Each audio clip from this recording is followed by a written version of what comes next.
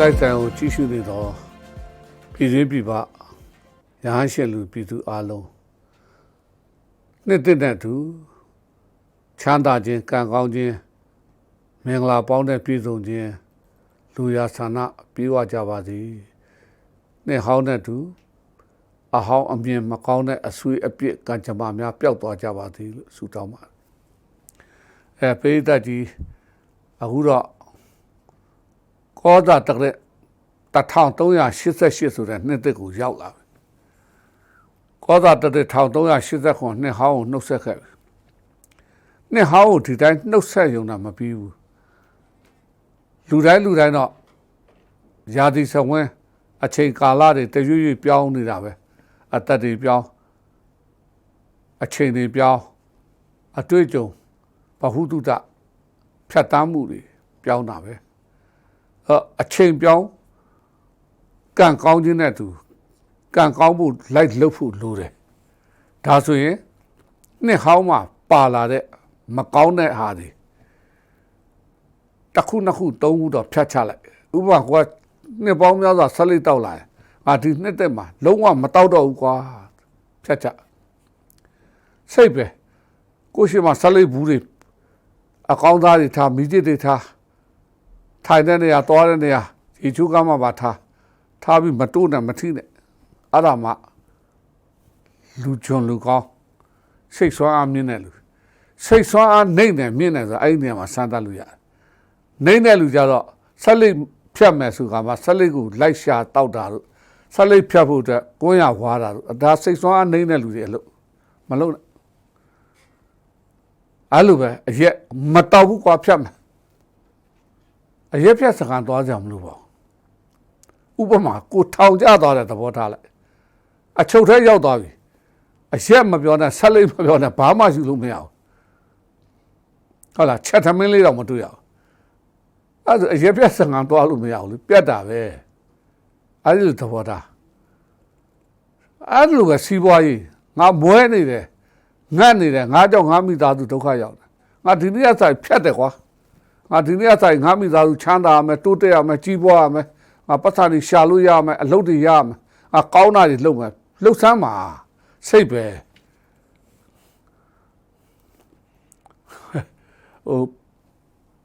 ကိုဘာကိုပြောရင်လဲ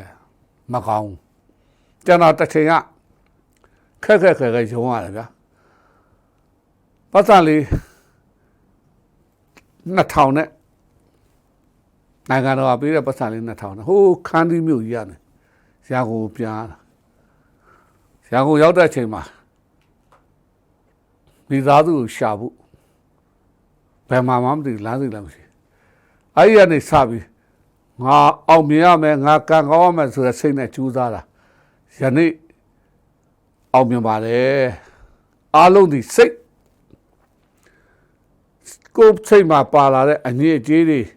ဝင်နေစရာတွေအားငယ်စရာတွေကြောက်လန့်စရာတွေတုန်လှုပ်စရာတွေစိုးရိမ်တာတွေဖယ်လိုက်စမ်းပါဘာလို့ကြောက်နေတာဘာလို့စိုးရိမ်နေတာဘာလို့မလုပ်နိုင်ရပါအလုံးမရှိဘူးဆိုတာဆင်ကြီးပြအလုံးရှိကိုရှိတယ်ရွေးနေလို့မရှိတာမရွေးဘူးဆိုရှိတယ်ဘာမှလုပ်ရမရှိရေသာမှုလိုက်ရောင်းလို့လည်းရတယ်ဒါလည်းအလုပ်ပဲရေသာမှုအမြဲရောင်းဖို့ပြောတာမဟုတ်ရေသာမှုရောင်းတဲ့အချိုရည်ရောင်းမှအချိုရည်ရောင်းတဲ့ရေသာမှုကိုယ်စားလှယ်လုပ်မှာဗျာ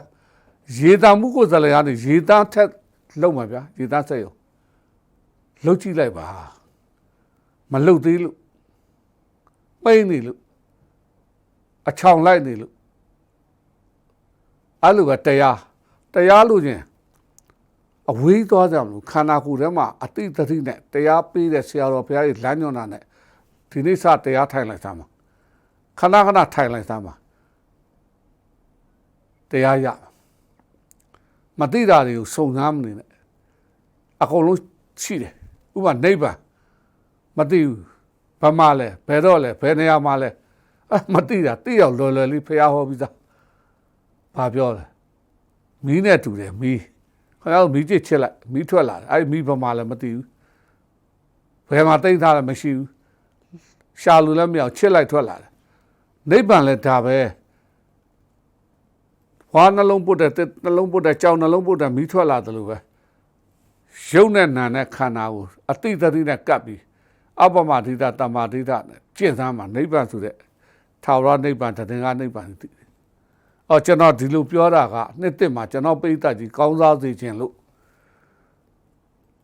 ငွေအတွက်ဂျာမာရေးအတွက်အလုပ်အတွက်အိမ်တော်ရေးအတွက်ကောင်းတာတွေကိုပြင်လိုက်စမ်းပါဂျာမာရေးမကောင်းဘူး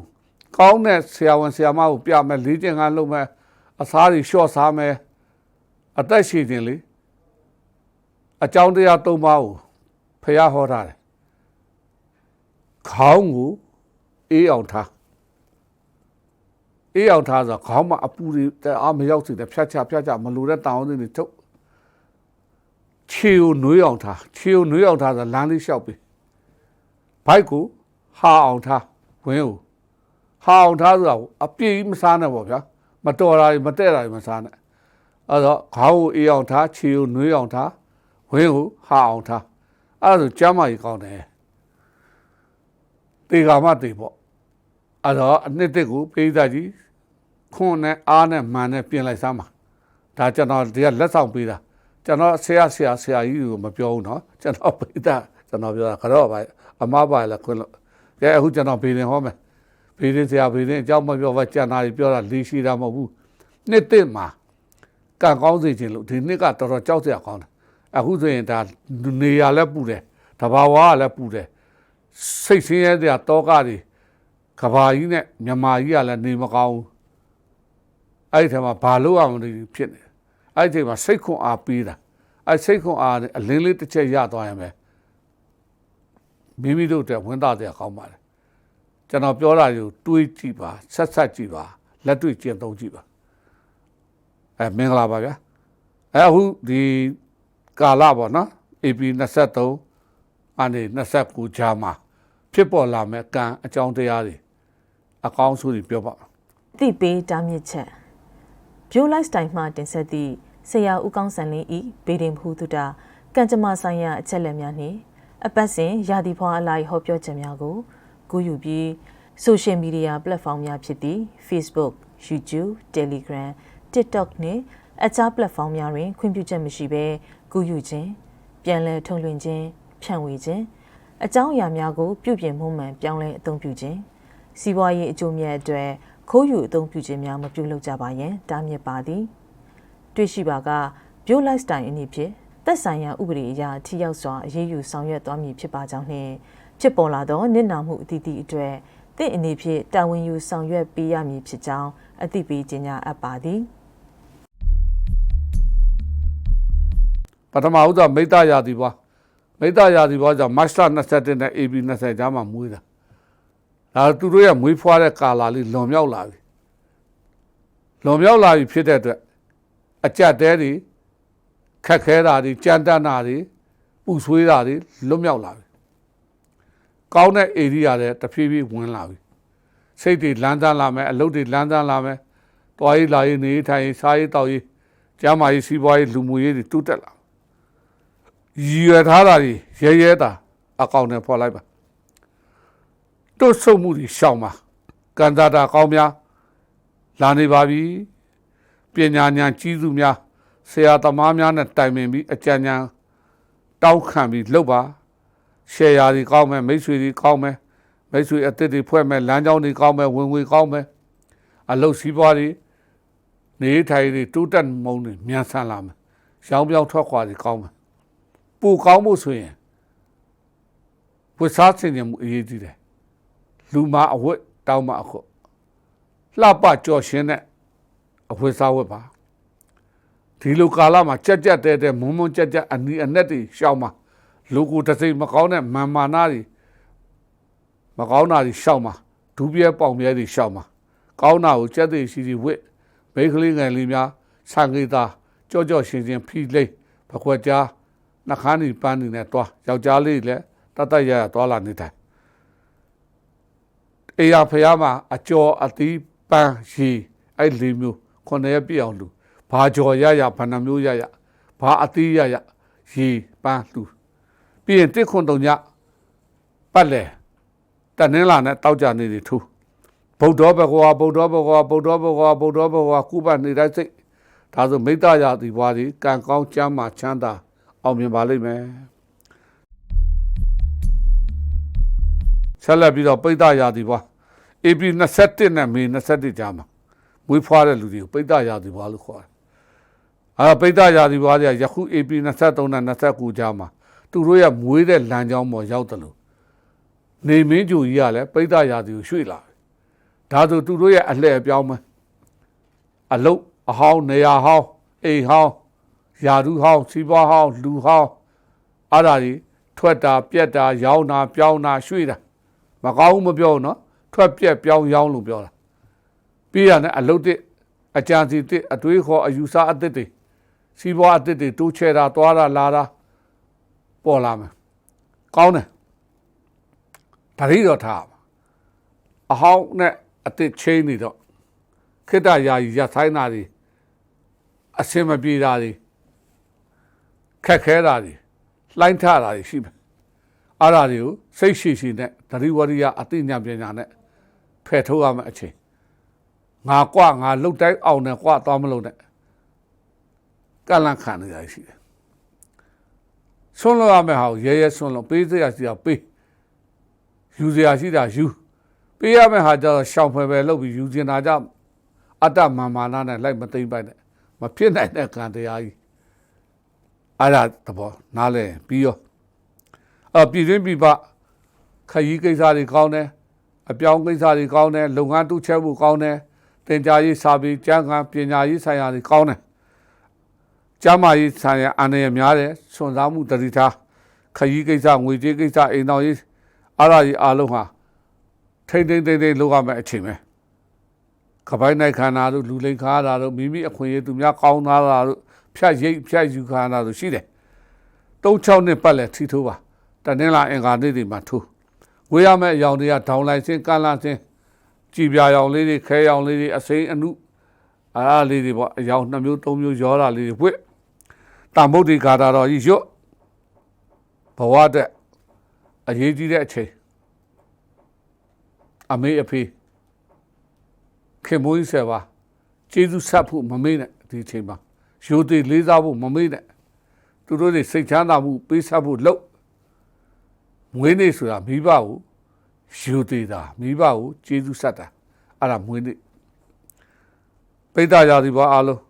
ဘေးရန်ကင်း၍နှစ်သက်နဲ့တူဘဝတည်ကံတည်ညာတည်ကံကောင်းကြပါသည်ဆက်လက်ပြီးတော့မေထုံရာသီဘွားမေထုံရာသီဘွားဆိုမေ20နဲ့ဂျွန်21ကြားမှာမွေးဖွားသူတွေဖြစ်တယ်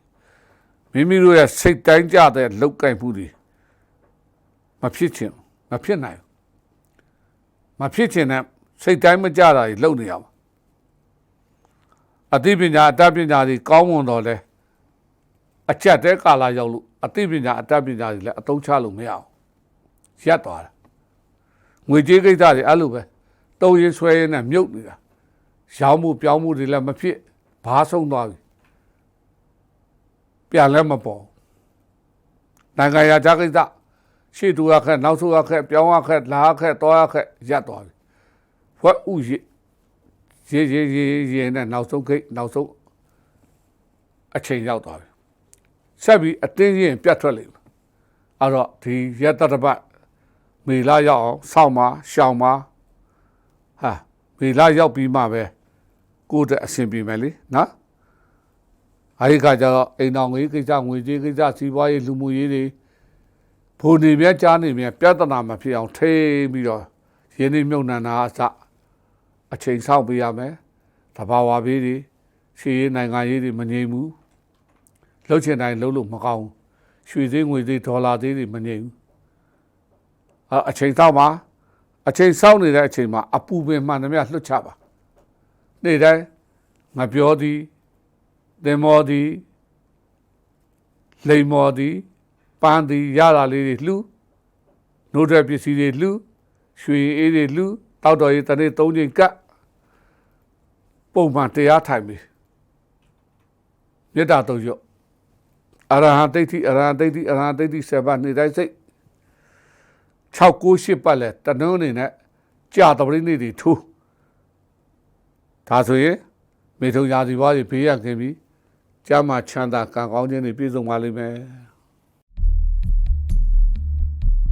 ကရကရာသီပွား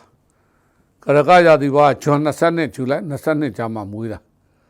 ဒီရာသီပွားတွေကလုပ်ငန်းတိုးချဲ့ခြင်းများအဆင်ပြေမယ်ရဝေးရကိစ္စမှန်သမျှစိတ်ချမ်းသာမယ်လက်လွန်ထားတဲ့ငွေကြေးတချို့ပြန်ဝင်မယ်မိမိရဲ့ကုန်သိက္ခာအပေါ်ညှိုးနှောင်းအောင်လုပ်မဲ့သူတွေဝင်လာမယ်တတိထားဆက်ဆံပါချိန်ခံပစ္စည်းအသုံးဆောင်အဝယ်မားမယ်အယောင်းမားမယ်အိမ်ချမ်းမြေတိုက်အယောင်းအပြောင်းတွေရှိတယ်လုပ်ပါရာထူးရာခံဝန်ထမ်းတွေတိုးတက်ပါလိမ့်မယ်ကုမ္ပဏီလုပ်ငန်းတွေတိုးတက်ပါလိမ့်မယ်ပုဂ္ဂလိကလုပ်ငန်းရှင်တွေလုပ်ငန်းတိုးချဲ့ရပါလိမ့်မယ်ချစ်သူတို့လျှောက်တော်လန်တာယာပြီးစိတ်သက်ကြောင်းလန်းတာတွေတစ်ဖက်မှာလည်းအလှမင်္ဂလာတွေလုပ်ရပါလိမ့်မယ်တတိထားမှာခေါင်းပုံဖြတ်လူလိန်ခါရတာတွေမီးလန့်တာတွေမီးလောင်တာတွေရှိတယ်လေပြင်းမုန်တိုင်းတွေနဲ့အတူမရောက်ရစီလူကိုယ်နဲ့မဆိုင်တဲ့လုပ်ငန်းဝင်ပါမိတဲ့အတွက်ရှင်းရမယ့်ပြဿနာရှိတယ်တားချင်းမောင်နှမအခက်ခဲကိုကူညီလိုက်တာကူညီရင်းနဲ့ကိုယ့်အတွက်ပြန်ပြီးခက်ခဲတာရှိတယ်ဒါကြောင့်သတိဝရိယနဲ့လုပ်ဖို့လိုတာပေါ့ဒီချိန်မှာကံကောင်းခြင်းအဖြူရောင်ကြီးပြားရောင်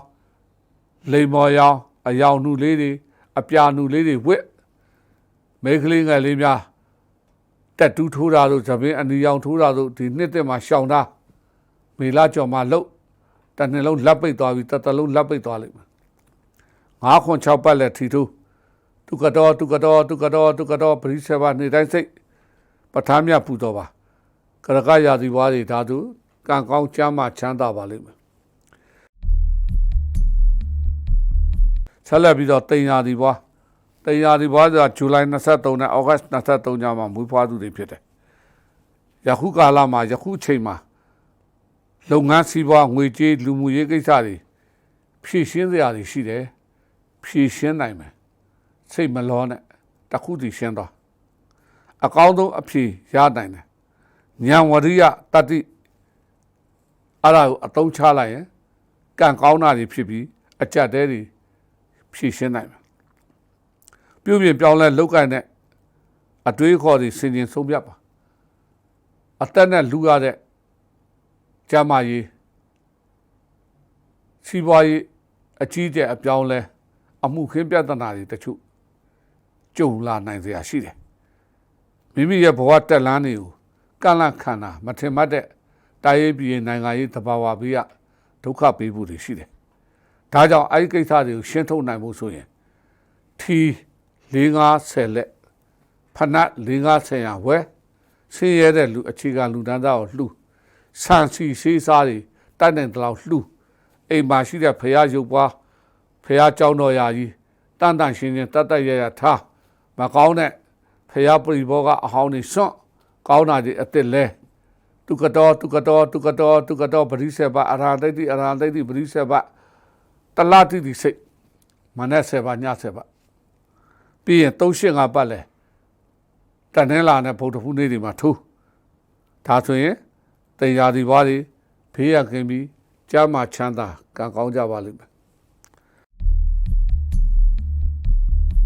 ဆက်လက်ပြီးတော့ကံရာဒီဘွားဩဂတ်လ24စက်တင်ဘာ22ကြာမှာဖွားမြင့်သူတွေကံရာဒီဘွားလို့ခေါ်တယ်ဒီကာလမှာလမ်းကြောင်းမှန်ပေါ်ပြန်ရောက်ပြီမိမိရဲ့ငွေကြေးတွေညာနဲ့ရှင်ပြီးအသုံးချလုပ်ကင်မှာငွေဝင်များလာမယ်စုဆောင်းမှုလိုတယ်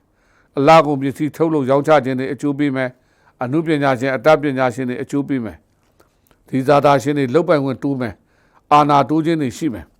ငွေကြေးစီးပွားကံကောင်းတော့လဲမိသားစုရွှေမျိုးကံမကောင်းပါအယောင်ဆောင်လက်ဆောင်တွေရတာတို့အယောင်ဆောင်မူကြမာယာများတဲ့ရွှေမျိုးသားချင်းလူတစုချီငါပေါင်တာဒုက္ခပေးလာလိမ့်မယ်အဲ့ဒီအပြင်မိမိရဲ့အောင်မြင်မှုကိုမလိုလို့မနာလို့ဝင်တူဖြစ်ပြီးမခေါ်နိုင်မပြောနိုင်မလာနိုင်မိမိရဲ့လူကိုယ်တစ်စိတ်အလုတ်ခန်းကုမ္ပဏီတွေမှာအနောက်ရှက်ပေးတာရှိမယ်ဒါကြောင့်ဒီကာလမှာမေတ္တာကြီးထားမေတ္တာပုနဲ့သီးခံစိတ်ရှိ3ဘာမဆိုစကားနဲ့နဲ့ပြောလက်တွေ့ကြလို့4ငှက်လွတ်5လွတ်စာလေးလွတ်ခူစာကျွေး5စာကျွေးနံပါတ်5ဖျားတက်ကြောင်းသွားလို့နံပါတ်6အနားယူစရာရှိတာယူ3-6ခွန်ပတ်လဲအင်္ဂါနဲ့ စနေမှာထီထိုးမဟာဝေဒပမန္တရော့အရေးကြီးဆုံးကအနုတ္တရောပုရိသဓမ္မတာရတိတလုံးချအနုတ္တရောပုရိသဓမ္မတာရတိတလုံးချပရိ6ပတ်9ရက်ပြည့်အောင်စိအနုတ္တရောပုရိသဓမ္မတာရတိမယင်သေးသောနတ်လူမြတ်သတ္တဝါတို့ကိုရင်ကျေအောင်ဆုံးမတော်မူရတဲ့အတုမရှိအောင်ပွဲဝင်တော်မြတ်စွာဘုရားထို့သူသားတော်တမိတော်ကိုယ်တိုင်ရင်ကျေရပါသည်တိမ်မွေးရပါသည်နူးညံ့ရပါသည်သားတော်တို့နဲ့တွေ့တဲ့လူတွေနူးညံ့တိမ်မွေးတဲ့လူတွေဖြစ်ပါသည်ရုပ်မှရိုင်းဆိုင်ဒုက္ခပေးတဲ့လူတွေမဖြစ်ပါစေနဲ့အထိပ္ပယ်အဲ့ဒါပါကာယတိဘာမိသားစုတွေဘေးရန်ကင်းပြီးကျမ်းမာချမ်းသာကံကောင်းပါလိမ့်မယ်တူရာဒီဘာဆိုတာစက်တင်ဘာ23အောက်တိုဘာ23ညမှာမူဖွားတဲ့လူတွေယခုကာလမှာနေမင်းကျူကြီးကပိဋကရာသီကိုရောက်ပြီးကောသာကြာလရီကျူကရကရာသီကိုပိဋကရာသီမေထုံရာသီကနေတွားနေတာကရကရာသီတော့မရောက်သေးဘူးပေါ့မေထုံရာသီမှာအဲ့မှာတူရာသီ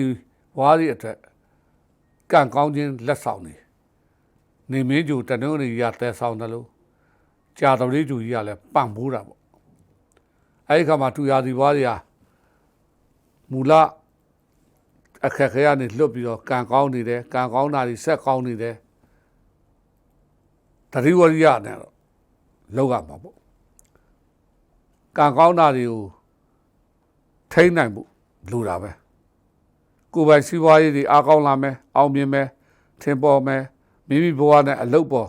ညီးငွေစိတ်တွေဖြစ်လာခရီးမကြခဏထွက်တိုင်းလဲ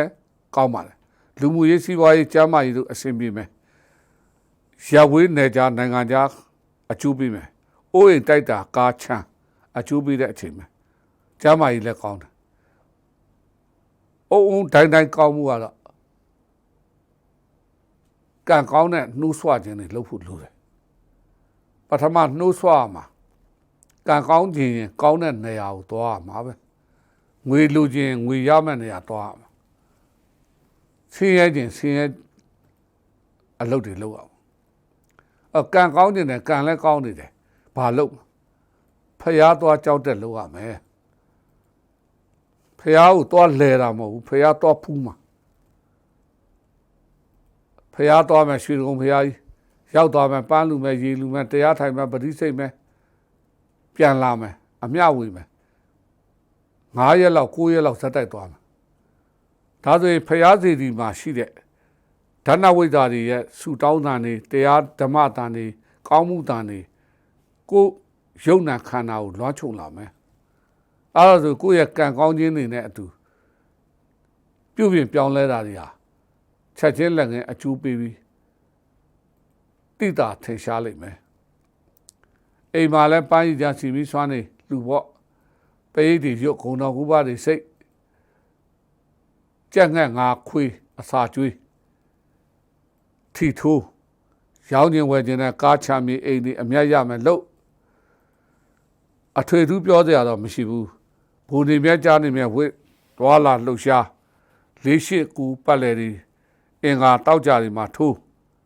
ဘဲတော်ဘဲလာသူကတော့ရွတ်ပြီးတော့သူရာဒီဘွားဒီနေမင်းကျုံတဲ့သူကံကောင်းခြင်းတွေဇက်တိုက်လာနေပါတယ်ကံကောင်းခြင်းလက်ဆောင်တွေနဲ့သူကျမ်းမာချမ်းသာပြီးနှစ်သက်မှာပျော်ရွှင်ကြပါစေဆက်လက်ပြီးတော့ဖိတ်စာရာဒီဘွား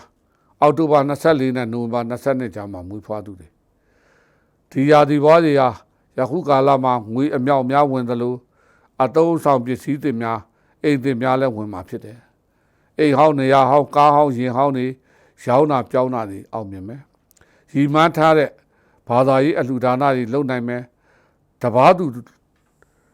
လှုပ်လို့လိုက်လှုပ်ရတယ်အထူးရှောင်မှုတော့လှူတယ်ကိုယ့်ရဲ့ဆုံးဖြတ်ချက်နဲ့ကိုလှူဒန်းတာကောင်းပါတယ်မိမိမျှော်မှန်းထားသလိုဖြစ်မလာပဲသို့တော်လည်းတစ်ဖက်ကငွေကြေးတွေကဝင်လာဖို့ရှိတယ်ကျမ်းမာရေးချမ်းသာရေးလူမှုရေးတွေမှာအပြိုင်ဆိုင်များပြီးအပြိုင်ဆိုင်ကြားတွေကနေယာဓုတိုးတာအလုတ်တိုးတာခရီးသွားပြစ်တာချစ်သူတို့ရှောက်တော်လန်းတာယာသွားတာတွေဖြစ်မယ်လက်ထပ်ထိမ်းများတွေလောက်ရမယ် အိမ်သေးရာသေးတွေဝင်မယ်သားသမီးရမယ်တတိထားမှာကလူလေလောက်ခံရတာတို့လူများနဲ့ရောပြီးတော့အလူဒါနလုပ်လို့ပြဿနာပေါ်တာတို့လူအများနဲ့ရောပြီးတော့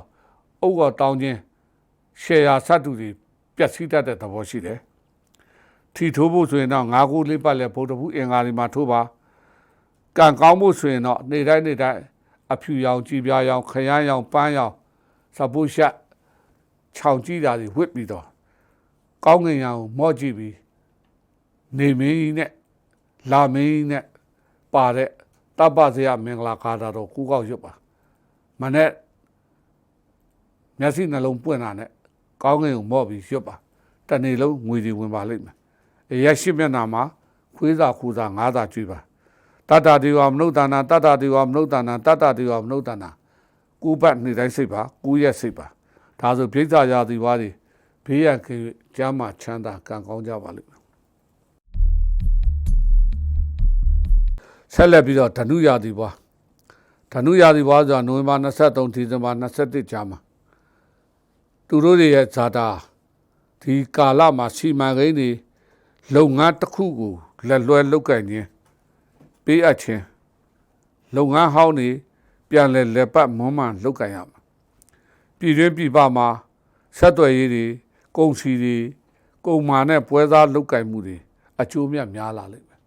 အနုပညာရှင်တွေအလားပလုပ်ငန်းရှင်တွေတစ်တွတ်တန်တဲအိမ်ဆောက်ပစ္စည်းလုပ်တဲ့လူတွေအကျိုးမြတ်များမှာရှိတယ်လူမှုရေးအိမ်တော်ရေးတွေအစအဆင်ပြေပါလိမ့်မယ်သတိထားရမှာကတော့ချီးငါပေါင်နာတဲ့ကိစ္စတွေအာမခံတဲ့ကိစ္စတွေသတိထားပါလူယုံသတိထားပါပြဿနာအလုံးပြည်လည်သွားဖို့ဆိုရင်တော့အိမ်ထဲမှာရှိတဲ့မိကြီးဖာကြီးတွေကိုကျေးဇူးဆက်ပါစိတ်နှလုံးချမ်းသာအောင်ထားပါကိုယ့်တဲ့ငယ်ရွယ်ခက်ခဲနေတဲ့လူတွေကဲတင်ပါကူညီပါစောင့်ရှောက်ပါနှစ်တစ်လေးပတ်လဲထီလေးထိုးပြီးပါနေ့တိုင်းအရဟံတိတ်တိပရိစ္ဆေပါစိတ်ပါဒီကာလမှာတော့အနည်းအနက်ကလွဲပြီးကြောပြဲရင်မြဲတွေကလွဲပြီးကြံတဲ့အယောင်ကြံတဲ့အဝတ်တွေဝတ်လို့ရပါတယ်အကောင်းဆုံးကတော့အိမ်တစ်လုံရီတစ်နဲ့ဝတ်ဆင်ပြီးတော့ဖျားစီတီသွားပါငွေးနံတောက်မှာထီတကုံကတစုံတပြေပါရေချမ်းသွားလှပါရွှေသင်္ကန်းကပ်ပါအားလုံးလူရဆန္ဒပြပါလိမ့်မယ်ဓနုရာသီဘွားတွေဘေးရန်ကင်းကျမ်းမာချမ်းသာကြပါစေမကာရရာသီဘွားဆိုတာဒီဇင်ဘာ20နှစ်ဇန်နဝါရီ20ကြားမှာမွေးဖွားသူတွေဖြစ်တယ်ဒီရာသီဘွားတွေကကာလရှိခဲ့တဲ့ငွေကြေးကိစ္စတွေဖြည့်ရှင်းနိုင်မယ်အိုးအိမ်နေရာတစ်တွေပြောင်းလဲနေထိုင်ပြမယ်အတစ်တို့ကောင်းပြီးအလုဌာနနဲ့လုပ်ငန်းတွေမှာလဲကံကောင်းမှုအပြောင်းလဲတွေတိုးတက်လာပါလိမ့်မယ်ပုံမှန်လုပ်ကင်ခြင်းဖြင့်ပူကောင်းတာဖြစ်ပါတယ်ညရင်ညနေခရီးတွေမထွက်ပါနဲ့လူမှုရေးကိစ္စတွေရှောင်ပါဘာသာရေးများလုပ်ပါကျမ်းမာရေးဆိုင်ရာလူမှုရေးဆိုင်ရာငွေကြေးဆိုင်ရာတွေတိုးတက်တဲ့အချိန်မှာပဲသို့တော်လဲလေပူနေပူတဘာဝဘေးအပူတွေရှိတယ်အဲ့ဒါကိုတော့ကိုယ့်ရဲ့အသိဉာဏ်ပညာနဲ့ရှောင်မှုလိုပါတယ်အထူးသဖြင့်ဒီကာလမှာတရားဓမ္မနဲ့ကုသိုလ်ကောင်းမှုလေးတွေများလုပ်ပြီးအများကောင်းကျိုးဆောင်ရွက်ပေးပါအချိန်တိုင်းမိမိကံကောင်းခြင်းနဲ့အတူတိုးတက်ပါလိမ့်မယ်6ပတ်လဲမွေးသေးတွေမှာထီထိုးပါအဖြူရောင်ကြည်ပြားရောင်ငှက်ခါရောင်နဲ့အယောင်ဒေါင်လိုက်စင်းကန့်လန့်စင်းတွေ2မျိုး3မျိုးရောတာတွေဝတ်ပါတရားထိုင်ပေးပါမေတ္တာတုတ်ရွတ်ပါ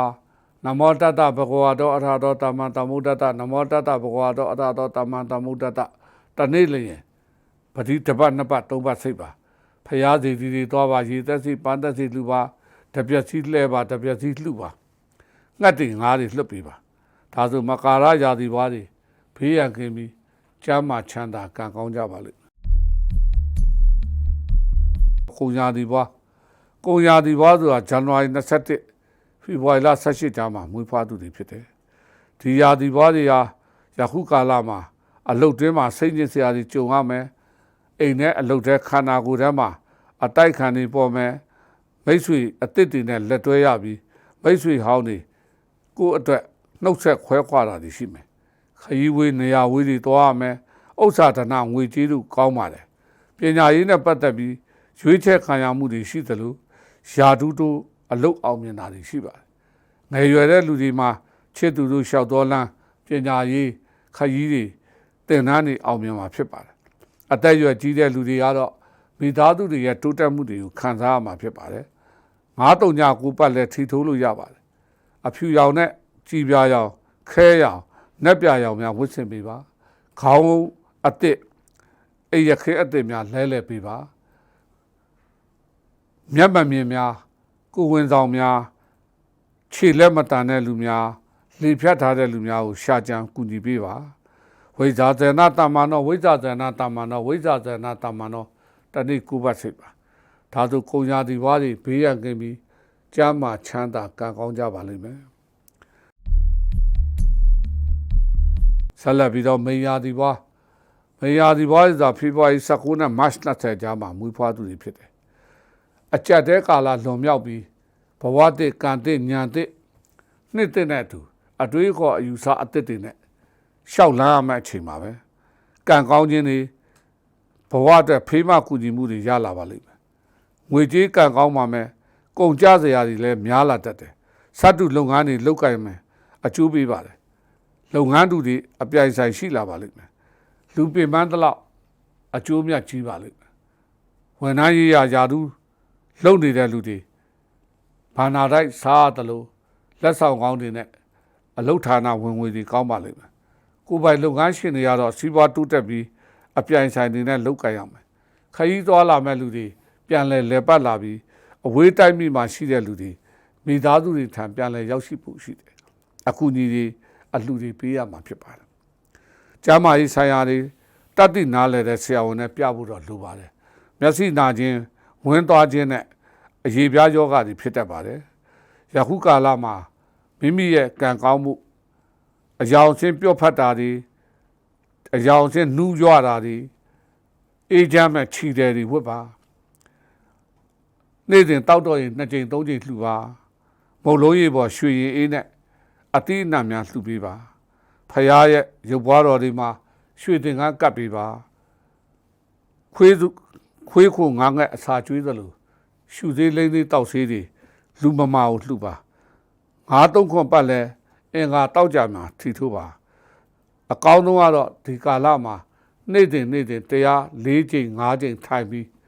ဂုံတော်ကူပါပတ်လဲစိတ်ပြီးမေတ္တာတုံ6ခေါက်ရွတ်ပါမေလကဆုံလားပြည့်ထိရွတ်ပေးပါဒါဆိုရင်မိသားစုအလုံးမယားတွေဘွားတွေနှစ်နဲ့အတူကံကောင်းကျမ်းမာချမ်းသာလူရပြပါလိမ့်မယ်